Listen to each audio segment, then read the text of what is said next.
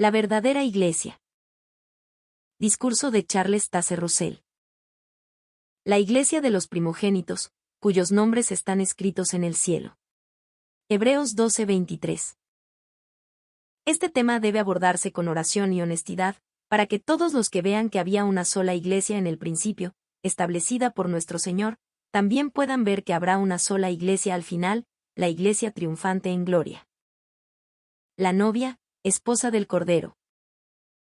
Por la misma razón que ha habido muchas doctrinas entre los seguidores de Jesús, ha habido muchas iglesias que representan esas doctrinas. Hemos encontrado el verdadero evangelio más o menos esparcido en todos los credos, y ninguno de ellos el evangelio puro y sin adulterar. Así que debemos estar preparados para encontrar que la única iglesia verdadera de Cristo durante los últimos 18 siglos se ha esparcido aquí y allá entre varias denominaciones, y ninguna de estas denominaciones es la verdadera iglesia. Ninguno de ellos puede pretender contener todo el trigo, y ninguna cizaña. Ninguno de ellos puede pretender contener a todos los santos, y no a los hipócritas. Fue en el momento en que las diversas divisiones de la Iglesia cristiana afirmaron ser la única Iglesia. Pero ese tiempo ha pasado, en lo que al pueblo y a la mayoría del clero se refiere. Que todos sean uno. No acusaré mala conducta intencional por parte de ninguna de las divisiones de la Iglesia cristiana. Por el contrario, asumiré que los autores de los diversos credos fueron hombres honestos y sinceros, y que los seguidores originales de esos credos eran sinceros, y que algunos hoy pueden ser igualmente sinceros. Asumiré, sin embargo, que la mayoría de cristianos, ministros y laicos, se dan cuenta de que las vallas sectarias están compuestas en gran parte de conceptos erróneos del verbo y plan divino, y que las causas que originalmente llevaron a las divisiones de la Iglesia han desaparecido considerablemente. Si ahora podemos reconocer un evangelio verdadero, todos podemos reunirnos, en armonía con la oración de nuestro Maestro, de que todos sean uno, como tú, Padre, y yo somos uno, Juan 17:21. Les recuerdo una vez más la sencillez de este evangelio que reconoce las líneas generales del plan divino, y permite a cada individuo ver tantas líneas finas del mismo como lo permita su desarrollo espiritual. Sobre esa amplia base de unión cristiana, los primeros cristianos eran uno y reprobaban cualquier división. San Pablo reprendió a los que decían: yo soy de Pablo, soy de Apollos, soy de Pedro, 1 Corintios 1:12. Como solo Cristo murió por todos nosotros, solo Él debe ser reconocido como nuestro Salvador. Como Él es la cabeza de la Iglesia y la única cabeza, solo Él debe ser reconocido. Como todos sois hermanos, la distinción de clases entre clérigos y laicos debe ser abrogada para que todos podamos ser una Iglesia con un Señor, una fe y un bautismo, y un Dios y Padre sobre todos. Efesios 4:5. Babilonia la Grande, madre de las rameras.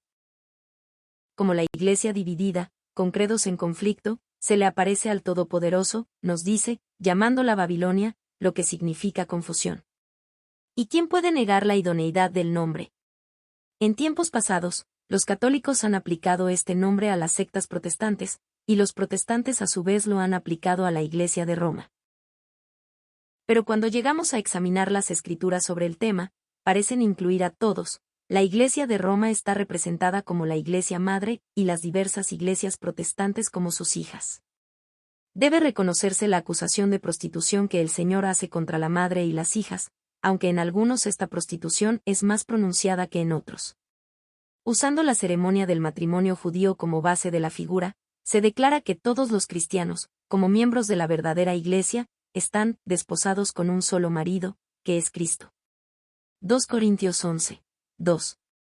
Según la costumbre judía, el desposorio ponía a la mujer bajo la misma obligación de castidad como si el matrimonio hubiera tenido lugar. Así, la Iglesia, por su voto a su Señor, está plenamente obligada, aunque el matrimonio con el novio celestial no tendrá lugar hasta su segunda venida y el cambio de las condiciones terrenales a las celestiales de. Los desposados, de carne y hueso, no pueden heredar el reino de Dios.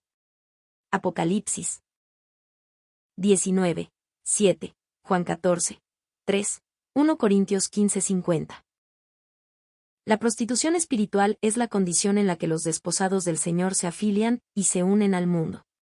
Así, la Iglesia de Roma se afilió o se unió al gobierno civil de Roma, y cuando el Imperio Romano se derrumbó, la Iglesia papal entró en una relación de pacto con varias divisiones del gobierno civil, y algunos de estos amantes todavía los tiene, mientras que otros la han abandonado. Francia se ha ido, Portugal también e Italia. España está de mal humor. Austro-Hungría es su principal dependencia en la actualidad. Ella es bien tratada en Estados Unidos, pero no está unida al gobierno estadounidense.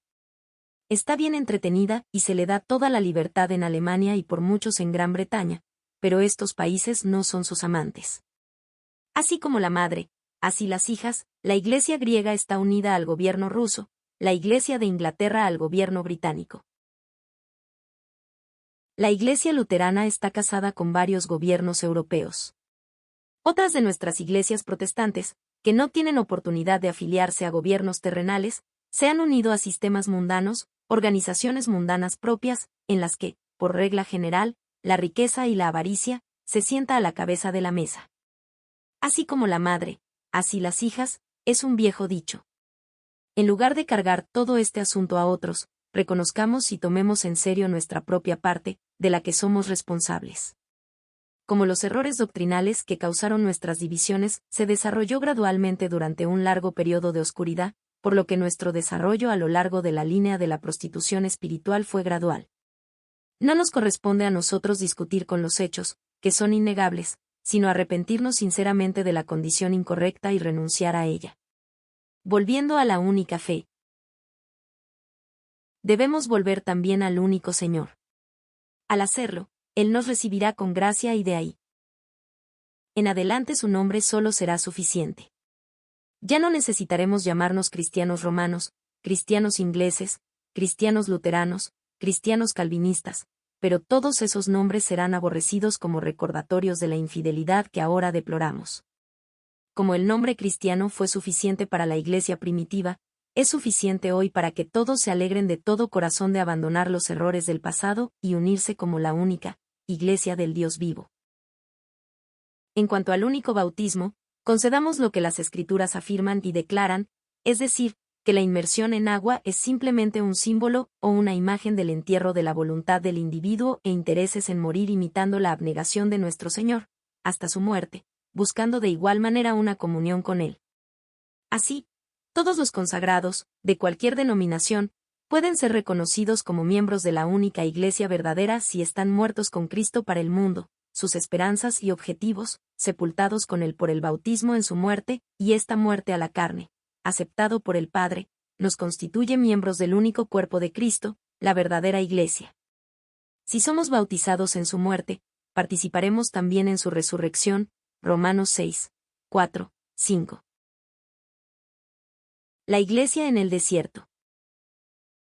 Se pregunta, ¿dónde ha estado la verdadera Iglesia durante los 18 siglos desde la muerte de los apóstoles? Respondemos que las Escrituras la describen entrando en la condición de desierto, fuera de la vista del público, durante 1260 años de este tiempo. A medida que el orgullo, la pompa, la arrogancia y el error cobraron protagonismo, la mansedumbre, el amor, la sencillez se retiraron gradualmente. Durante el largo periodo de la Edad Media, no se escribió ninguna historia de la verdadera Iglesia, como tampoco se puede escribir hoy en día tal historia o registro de ella. Apocalipsis 12, 6, 14. Dado que ninguna de las diversas denominaciones es la verdadera Iglesia, la historia de ninguna de ellas da su historia. Como se declara bíblicamente que sus miembros no contienen muchos sabios, no muchos eruditos, por lo tanto, esparcidos entre los diversos credos e iglesias, y algunos fuera de todos ellos, la Virgen, casta y desposada del Señor, no es una característica prominente en los asuntos de la Iglesia y es totalmente desconocido para el mundo. De hecho, estos, mientras están en el mundo, no son de él y generalmente son despreciados. Como dijo el Maestro, si el mundo los odia, saben que me odió a mí antes que a ustedes. Si fueran del mundo, el mundo amaría a los suyos. Juan 15, 18-19. Entonces, si los engendrados por espíritu, que constituyen la Iglesia Virgen prometida por el Señor, son pocos, y si esos pocos están esparcidos entre las 400 millones de denominaciones de la cristiandad, se sigue que están en gran parte en la minoría y podrían tener comparativamente poca influencia. Hoy incluso si alguna vez fueron tan decididos y enérgicos. Las masas y las clases gobiernan. La riqueza, el saber, los intereses terrenales y el poder terrenal están más complacidos con las condiciones presentes que con las que la palabra de Dios promete que se establecerán cuando el Mesías tome para sí su gran poder y comience su reino. Babilonia, como declaran las Escrituras, es grande, influyente, poderosa, madre e hijas. Nunca consentirá en el reconocimiento de los pocos santos entre ella, a quienes considera tontos al afirmar que son los elegidos y la verdadera Iglesia. Para aplicar las palabras del apóstol, ella estima a la clase santa, los tontos todo el día, la inmundicia y la suciedad de la tierra. Para ella son impracticables. Para ella son insurrectos que siempre claman por la sencillez del Evangelio, los derechos y las libertades del individuo en persona y conciencia, por la santidad al Señor, no solo de nombre, sino de hecho y de verdad. Para esta verdadera clase de la Iglesia, tan pequeña una minoría en Babilonia, esperar la conversión de las masas mundanas de los diversos sistemas para estar, cara a cara, con ellos en este asunto y reformar todos estos diversos sistemas sería confesar la locura y dejarse llevar por la sinrazón. Salgan de ella, pueblo mío. En tal asunto necesitamos la sabiduría que viene de arriba y la fe y el coraje para seguirla. La oración del Señor debe ser nuestra guía con respecto a su voluntad con respecto a nosotros que por la fe, la consagración y el engendramiento del Espíritu Santo hemos sido adoptados en la única Iglesia verdadera, cuyos nombres están escritos en el cielo. Ella reza por nosotros, y no por la misa nominal, que en realidad son partes del mundo, y se engañan a sí mismos al suponer que tienen parte, suerte o herencia con la Iglesia. Gracias a Dios que ahora vemos que esto no significa que todos excepto los santos serán eternamente atormentados, sino simplemente que nadie, excepto los santos, copias del amado Hijo de Dios, pueden ser miembros del glorioso, pequeño rebaño, que Dios predestinados a reunir de toda nación, pueblo, tribu y lengua. De esta Iglesia fiel el Señor declara: mis ovejas conocen mi voz y me siguen. Escuchamos su voz asegurándonos que es su voluntad que todos los que pertenecemos a su casta y desposada clase virgen seamos uno. Ya no deberían estar separados en sectas y partidos por cercas de credos. El Señor declara que le dio tiempo a Babilonia para el arrepentimiento, y ella no se arrepintió. Él declara que su sentencia contra el sistema babilónico ya se ha emitido, que, desde el punto de vista divino, ya ha caído Babilonia. Ha caído del favor divino. ¿Cuál sería el deseo de nuestro amado, con quien estamos comprometidos? ¿Cuál es su mensaje para nosotros? Está escrito: salid de ella, pueblo mío, para que no seáis partícipes de sus pecados, y no recibáis de sus plagas, sus angustias. Apocalipsis 18, 4, Juan 10, 27. Dado que los sistemas nominales no están en esa condición consagrada de corazón, hambrientos y sedientos de la verdad y de la justicia, y muertos a la voluntad propia, es inútil pensar en su renuncia a sus intereses, teorías, etc. que podrían pensar en hacer sería federarse, estar de acuerdo en no pelear entre sí. Mucho mejor sería tener algunas batallas teológicas y ventilar sus inconsistencias ante el público más sabio de hoy. Pero cualquier cosa que Babilonia pueda hacer, madre e hijas, el curso de los pocos santos, la verdadera Iglesia, que pronto vendrá del desierto, apoyándose en el brazo de su amado novio, está claramente establecido. El santo debe unirse de corazón en los principios y doctrinas de la palabra de Dios, y deben permanecer libres en la libertad con que Cristo los ha liberado de toda esclavitud y sectarismo humanos.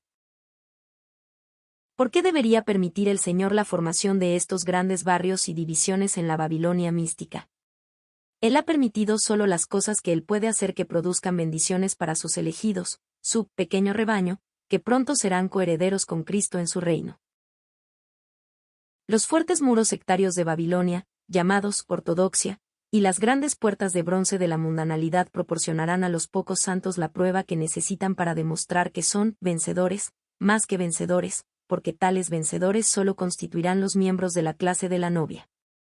Todas las promesas se hacen a los vencedores, y es necesario que se permitan males sutiles para su prueba, a fin de que los aprobados por Dios puedan manifestarse. Unión de la única Iglesia verdadera.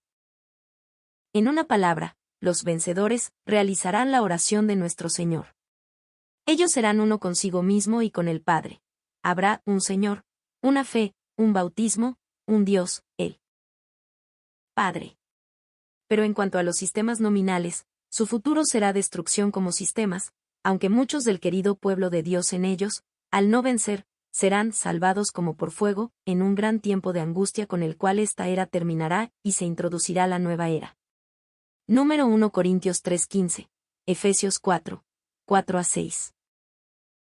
Tenéis mi ruego, hermanos cristianos, por el cumplimiento de la oración del Maestro en la unión de la Iglesia que es el cuerpo de Cristo, la Iglesia de los primogénitos cuyos nombres están escritos en el cielo.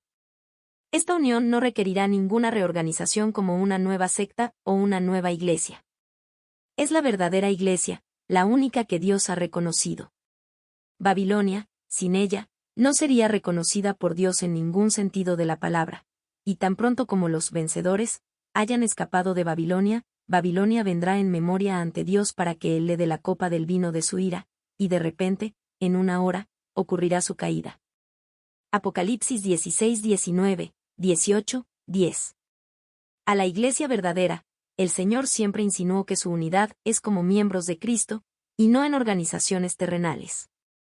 No leemos, reúnanse para Calvino, Lutero, Wesley, Pablo, Epoulos o Pedro, sino juntad conmigo mis santos, dice el Señor, los que han hecho pacto conmigo por sacrificio.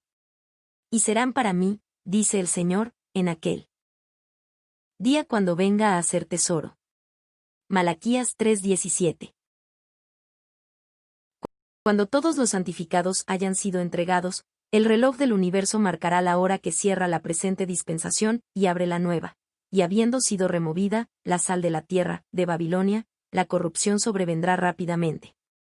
Huid de Babilonia. Libra a cada uno su alma. Usemos la luz de la verdad presente, en la medida en que cada uno la disfrute. Nos guiará con respecto a todos los asuntos de la vida, a una comunión más estrecha con Dios, el Salvador y los hermanos, y en separación de mente y corazón y servicio de Babilonia. Que Babilonia proceda con las buenas obras de las que se enorgullece.